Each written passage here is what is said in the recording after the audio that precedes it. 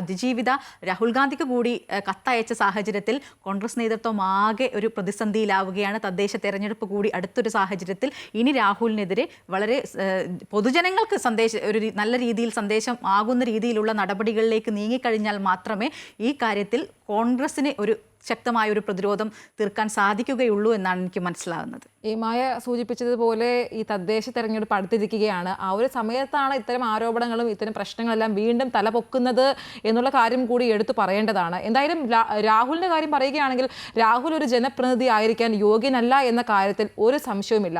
കാരണം ഈ ചാറ്റും ശബ്ദ സന്ദേശവും എല്ലാം തൻ്റേതല്ല എന്ന് രാഹുൽ ഒരിടത്തും പറഞ്ഞിട്ടില്ല. പകരം പരാതിയില്ലല്ലോ എന്നായിരുന്നു രാഹുലിൻ്റെ മറുപടി. ഇപ്പോൾ അതിജീവിത തന്നെ ഈ പരാതിയുമായി മുന്നോട്ട് പോകുമ്പോൾ തൻ്റെ MLA സ്ഥാനം രാജിവെച്ച് തൻ്റെ ഭാഗത്തെ ശരി എന്താണ് എന്ന് തെളിയിക്കുകയാണ് രാഹുൽ വേണ്ടത്.